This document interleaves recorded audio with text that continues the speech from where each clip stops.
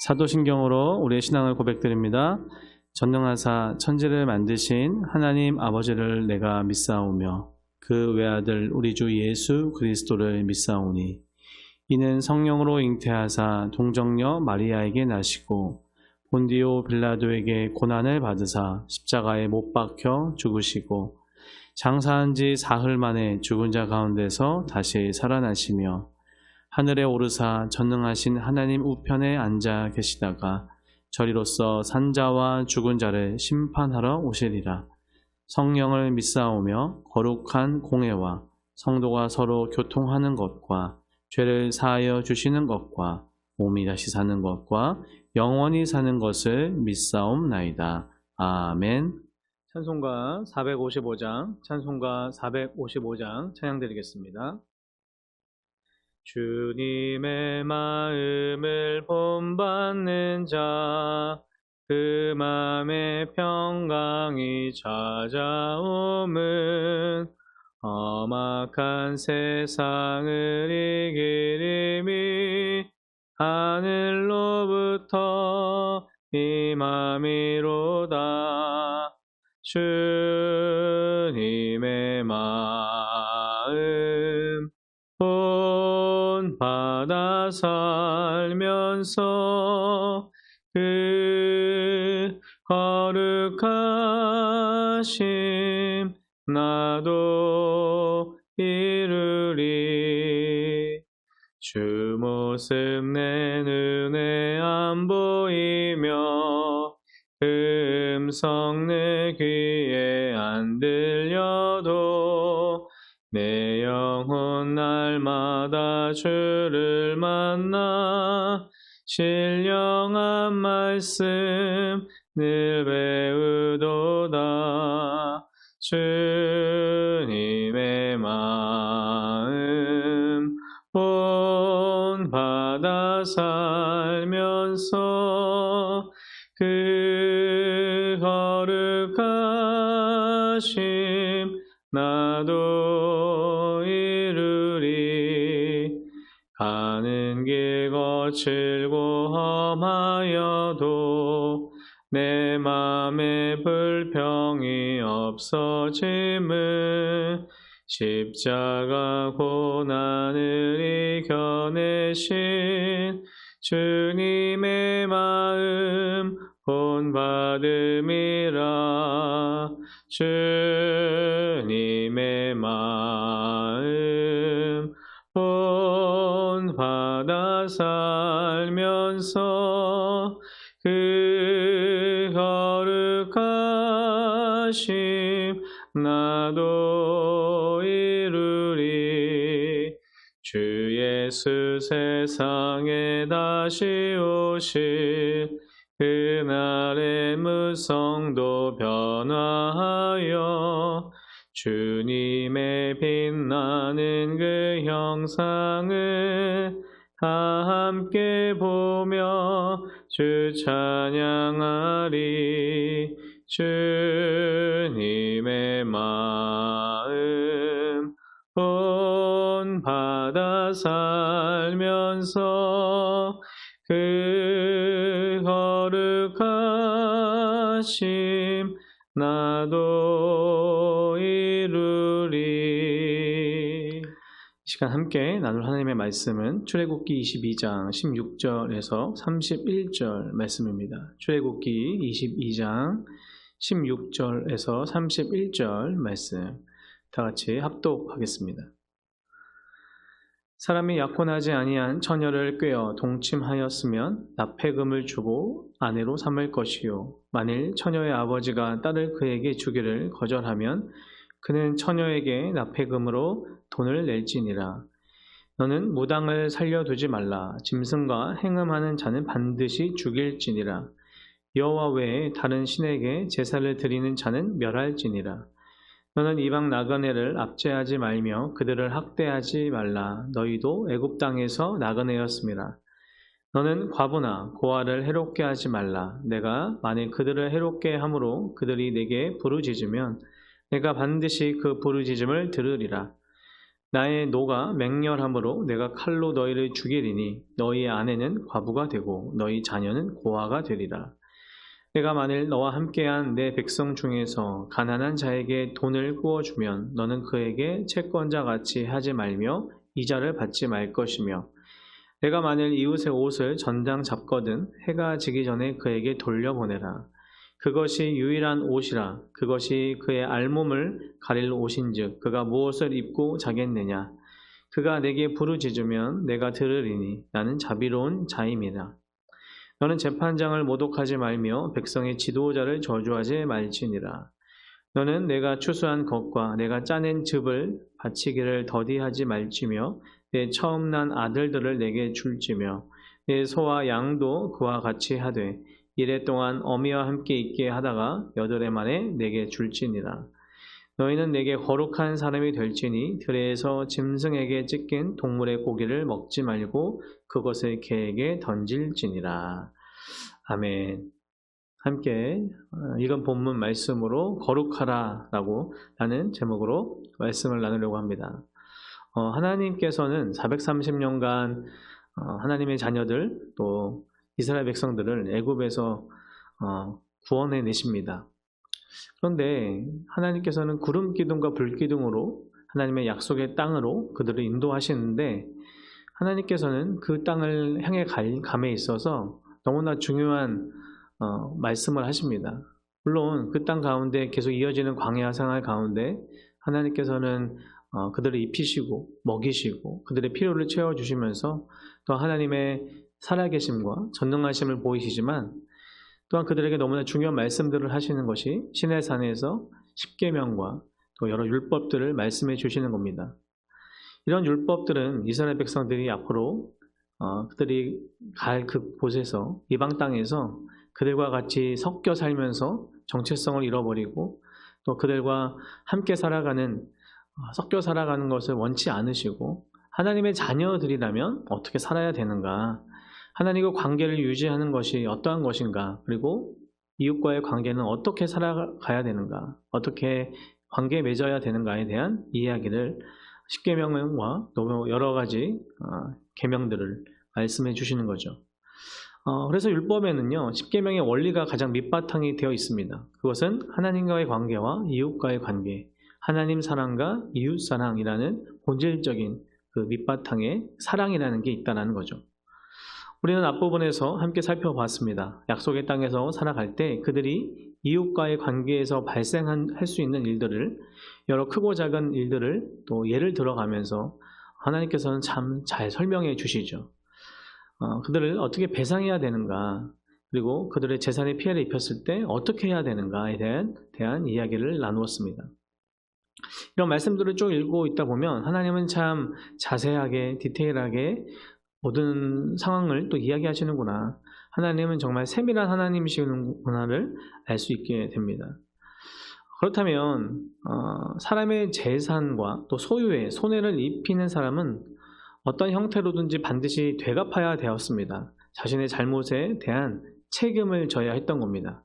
상대방에게 최선의 것으로 갚아야 했습니다. 비록 그게 실수라고 해도 실수에는 책임이 따랐다는 것을 우리는 알 수 있죠. 동일하게 이 원리가 우리 삶에도 참 적용이 되어야 될 줄 믿습니다. 살면서 누군가에게 손해를 준 일이 있다면 우리는 선한 양심과 또 하나님을 믿는 하나님의 자녀들로서 하나님의 말씀을 또한 믿는 자들로서 그들에게 용서를 구하고 배상해야겠죠. 그렇다면 오늘 그 16절부터 31절은 또 다른 이야기가 아니라 그의 좀 더 확대된 이야기, 그렇지만 그 안에는 거룩의 이야기와 사랑의 이야기가 함께 있다라고 할 수 있습니다. 16절, 17절에 보면 한 남자가 아직 정혼하지 아니한 처녀를 꾀어서 유혹해서 동침을 하였을 때 어떻게 해야 되는가, 그 안에서는 납폐금을 주고 그 아내를 삼을 것을 이야기합니다. 그리고 그 남자가 이 여자의 아버지에게 가서 먼저 허락을 받으면서 여자의 몸값을 지불해야 된다는 거예요. 그리고 그 자매를, 그 처녀를 버리는 것이 아니라 어떻게 해요? 끝까지 책임을 져야 한다는 겁니다. 결혼을 하라고 말씀하시죠. 그런데 여자의 아버지가 혹시 결혼을 허락하지 않을 경우도 있지 않겠습니까? 그렇다 보면 그에 대한 또 이야기가 나와요. 그런 경우에도 그 남자는 반드시 여자의 몸값을 다 지불해야 되는 겁니다. 납폐금, 또 몸값, 또 이런 단어들이죠. 속전이라고도 합니다. 왜 그래야 될까요? 당시에 이 부모에게는 자식이 너무나 귀한 자식이겠지만 또한 부모의 소유물로 간주가 되었습니다. 그러니까 재산이라는 거예요. 자식에게 해를 입힌 것은 결과적으로 보면 부모의 재산에 손해를 입힌 것으로 여겨지던 시대였습니다. 그래서 여자의 몸값이 이 납폐금을 꼭 물어야 된다라고 말하고 있습니다. 본문에 보면 신부의 그 처녀의 몸값이 얼마인지는 언급하지 않지만 신명기 22장 29절에 보면 그 동침한 남자는 그 처녀의 아버지에게 은 50세겔을 주고 그 처녀를 아내로 삼을 것이라. 그가 그 처녀를 욕보였은즉 평생에 그를 버리지 못하리라 라고 분명히 말씀하십니다. 이 말씀의 근거에서 당시에 은 50세겔을 꼭 그 처녀의 몸값으로 납폐금으로 준비하여서 지참금으로 줘야 됐습니다. 결혼 지참금이 무엇입니까? 히브리인들에게서는요, 결혼 자금이지만 이게 남편이 죽었을 경우 이 여자가 또 살아가야 될 자금이었던 겁니다. 그래서 너무나 중요하게 여겨졌죠. 그런데 당시에 그 시대의 상에서 보면 당시 고대사에서는 혹시 이런 안타까운 경우이지만 처녀성을 잃어버린 처녀가 있다면 그 처녀가 결혼한다는 것이 너무나 힘든 시대였던 겁니다. 대부분의 경우 또 그 처녀가 처녀성을 잃었다면 결혼하지 못하고 대부분 부모의 집에서 일생을 마감하는 것이 흔했던 시대라고 하죠. 그러기에 그 처녀를 끝까지 책임지고 결혼하고 혹시 아버지의 반대로 그 결혼이 성사되지 않으면 그에 합당한 또 금액을 또 줘야 된다는 것은 당시에 어떻게 보면 되게 충격적인 일들이라는 것입니다. 우리는 이 말씀들을 통해서 하나님께서 얼마나 한 영혼 한 영혼을 사랑하시는지에 대해서 알 수 있습니다. 한 물건이나 우리가 앞부분에서 살펴봤던 것처럼 물건이나 어떤 가축이나 사람에 이르기까지 이웃에게 손해를 보거나 또 손해를 당하거나 또 끼쳤다면 어떻게 해요? 그것에 대한 배상을 꼭 해야 된다라는 거예요. 하나님의 형상으로 인간을 만드셨기 때문에 너무나 귀한 존재들이기 때문에 그의 생명을 너무나 귀하게 여기시는 하나님이시죠. 그렇다면 18절부터 쭉 나와 있는 말씀은 이전하고 좀 다른 결인데 어떤 이야기냐면 그 이전까지는 사람들과의 관계에 대한 이야기였다면 18절부터 이하에 나오는 말씀은 바로 하나님과의 관계, 그러니까 하나님을 어떻게 예배할 것인가, 그리고 그러지 못하는 자들은 어떻게 해야 되는가에 대한 이야기입니다. 18절에 보니까 너무 명확하죠. 너는 무당을 살려두지 말라. 19절 짐승과 행음하는 자는 반드시 죽일지니라. 여호와 외에 다른 신에게 제사를 드리는 자는 멸할지니라. 아멘. 이렇게 명확하게 세 가지를 말씀하십니다. 하나님은 이것을 가증스러운 행위라고 말씀하셨고 이러한 행위를 한 자들은 반드시 죽임을 당하게 될 것이다 말씀하시죠. 이방 종교, 이방 풍습을 따르고 우상 숭배와 관련된 관습들이라 그래서 어떻게 하나님께서 처리하시는가에 대한 말씀이죠. 당시에는요, 점을 보는 것, 무당과 점쟁이 또 영매들이 참 많이 있는 시대였습니다. 그들을 어떻게 해요? 살려둬서는 안 된다는 거예요. 신명기 18장 9절 14절 좀 길지만 제가 한번 읽어드리겠습니다. 내 하나님 여호와께서 내게 주시는 땅에 들어가거든 너는 그 민족들의 가증한 행위를 본받지 말 것이니 그의 아들이나 딸을 불가운데로 지나게 하는 자나 점쟁이나 길흉을 말하는 자나 유술하는 자나 무당이나 진언자나 신접자나 박소나 초혼자를 너희 가운데 용납하지 말라. 이런 일을 행하는 모든 자를 여호와께서 가증히 여기시나니 이런 가증한 일로 말미암아 내 하나님 여호와께서 그들을 내 앞에서 쫓아내시느니라. 너는 내 하나님 여호와 앞에서 완전하라. 내가 쫓겨낼 이 민족들은 길흉을 말하는 자나 점쟁이의 말을 듣거니와 내게는 내 하나님 여호와께서 이런 일을 용납하지 아니하시니라. 아멘. 하나님께서는 명확하게 말씀하시죠. 그들을 다 쫓아내고 이제는 어떻게 해요? 반드시 살려두지 말라. 반드시 죽일 것이다. 하나님께서 말씀하십니다. 짐승과 행음하는 자도 사형에 처한다 말씀하시는데 이것은 단순한 쾌락을 넘는 종교 행위였기 때문이었습니다. 레위기 말씀에도 나와요. 20장 15절 16절에 보면 남자가 짐승과 교합하면 반드시 죽이고 너희는 그 짐승도 죽일 것이며 여자가 짐승에게 가까이 하여 교합하면 너는 여자와 짐승을 죽이되 그들을 반드시 죽일지니 그들의 피가 자기들에게도 돌아가리라. 아멘. 이 말씀은 하나님의 피조물을 창조하셨던 그 하나님께서 모든 인간의 존엄하게 하나님의 형상으로 창조하셨고 또한 온 우주 만물을 창조하신 그 하나님의 창조 섭리를 거스르는 행동이기 때문에 하나님 앞에서는 너무나 큰 죄입니다. 하나님 창조 질서에 어긋나는 극악한 행동이기도 하고 이러한 행위는 이스라엘 주변 세계에서는 널리 행해지던 동물 숭배와 또 풍요의 제사에서 이런 행위들이 이루어졌기 때문에 하나님 앞에 우상 숭배이며 창조를 거스르는 너무나 극악한 행동 그리고 죄였던 것이죠. 차마 입에도 담기 어려운 이 일들이 당시에 그리고 지금도 있는 것입니다. 하나님께서 가장 싫어하시는 게 무엇입니까? 바로 우상 숭배이죠. 그리고 우상 숭배와 그 안에 관련된 그들의 제사하고 그들과 관련된 모든 이 행위들을 자체를 너무나 싫어하시며 하나님께서는 참으실 수 없는 겁니다. 그러기에 여호와 외 다른 신들에게 제사를 드리는 자는 사형에 처하겠다. 저를 죽여야 된다. 말씀하시는데요. 또 무서운 말씀이 나오죠. 20절 후반절에 보니까 그런 자들을 어떻게 하냐면 하나님께서 멸한다 말씀하세요. 멸할지니라 라고 말씀하십니다. 우상 숭배자들 계속 그들을 향한 하나님의 심판은 명확합니다. 그들을 멸하신다라는 겁니다. 그런데 이 멸하다라는 이 동사가 사람이 진멸을 당한다는 건데 단순히 그 생명을 거두어 가신다는 것을 넘어서 그가 소유하고 있던 모든 것이 이젠 다 파괴된다는 의미이기도 합니다. 단순히 그들을 죽이라 해서 끝나는 것이 아니라 그들의 그 모든 것 자체가 소유와 그 모든 것이 하나님 앞에서 다 진멸되고 다 죽임을 당할 것이다. 사실 너무나 무서운 단어이기도 합니다. 그렇다면 또 그 이후에 나오는 21절부터 나와 있는 것은 또 다른 국면인 것 같아요. 뭡니까? 이방의 나그네들을 압제하지 말라, 그들을 학대하지 말라라고 이야기하시고 그들의 연약한 자들인 과부나 고아를 해롭게 하지 말라라고 말씀하시죠. 하나님께서는 힘없고 연약한 자에 대한 배려도 있지 않으시죠.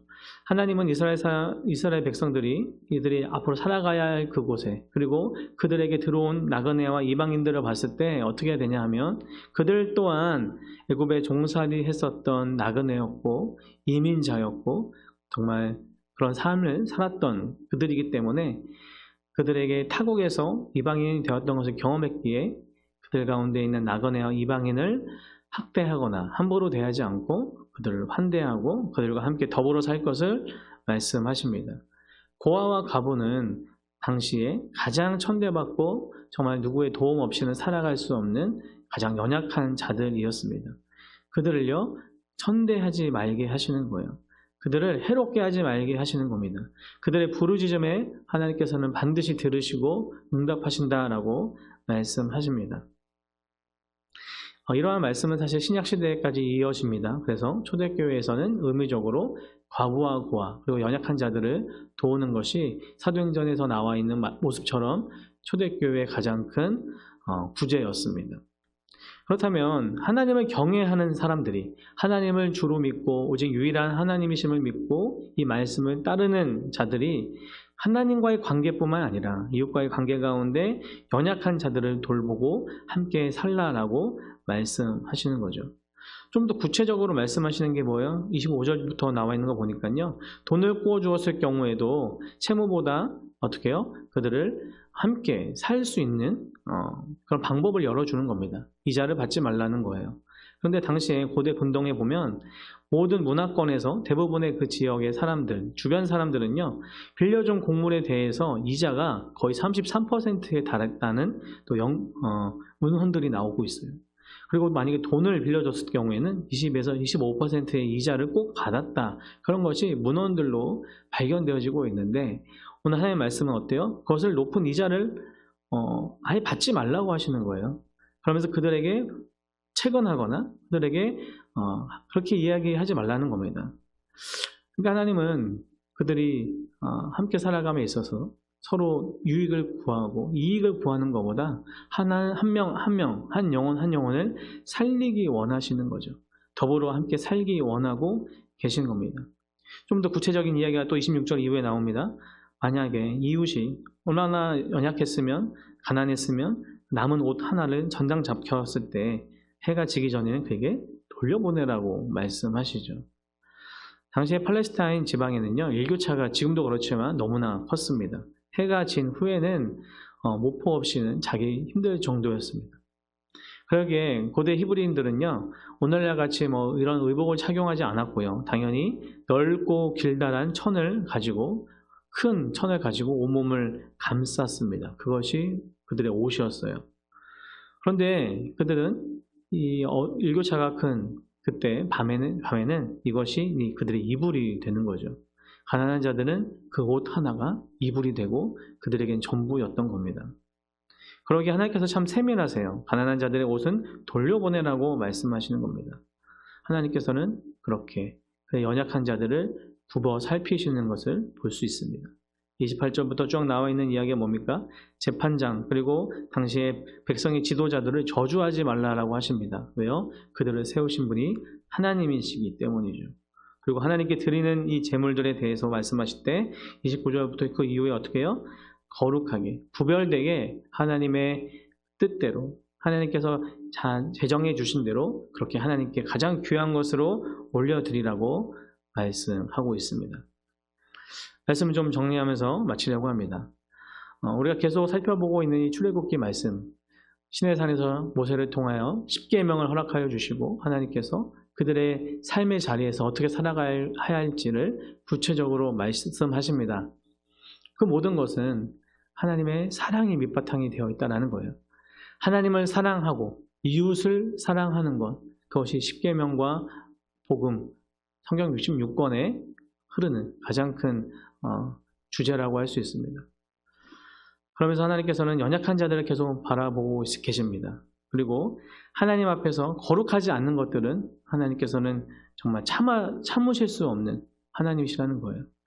우리가 믿는 하나님은 거룩하십니다. 그 거룩하신 하나님 앞에 우리가 매일매일 삶 가운데 거룩을 추구하고 또한 이웃들과의 관계 가운데 그들의 필요를 채우고 연약한 자들과 함께 울어주고 같이 우는 정말 그런 저와 여러분들에게 간절히 소원합니다. 무서운 말씀들이 참 많이 있었습니다. 심판의 말씀들, 하나님은 그런 경고의 말씀들, 그죠? 하나님은 경외의 대상이기도 합니다. 사랑의 하나님, 경외의 하나님, 이 시간 그 거룩 앞에 그 하나님의 거룩을 추구하며 매일매일 삶 가운데 승리하며 나아가는 저와 여러분들에게 간절히 소원합니다. 기도하겠습니다. 사랑의 하나님 아버지, 감사합니다. 오늘 말씀 통해서 하나님께서 자세하게 또 세밀하게 하나님의 마음들을 우리에게 알려주시니 감사합니다. 하나님은 거룩하신 것처럼 우리가 구별되고 거룩하게 원하신 하나님, 세상에서 우상숭배와 그들에게 정말 함께 섞여 살지 원하시지 않는 그 하나님을 우리가 또한 말씀을 통해서 배웠습니다. 하나님, 우리 삶의 자리에서 오직 하나님만 바라보며 거룩하게 주님을 믿고 의지하며 나아가는 우리 모두 되게 도와주시고 또한 이 시간 우리가 이웃과의 관계 가운데 연약한 자들 그리고 하나님께서 바라보시는 그 영혼들에게 정말 우리의 마음과 또한 기도를 함께 나눌 수 있는, 함께 웃고 웃을 수 있는 귀한 공동체 되게 하시고 귀한 가정 되게 하시고 또 우리의 삶의 자리 될 수 있도록 하나님 인도하여 주시옵소서. 감사드리며 이 모든 말씀 우리 주 예수님의 이름으로 기도 올려드립니다. 아멘.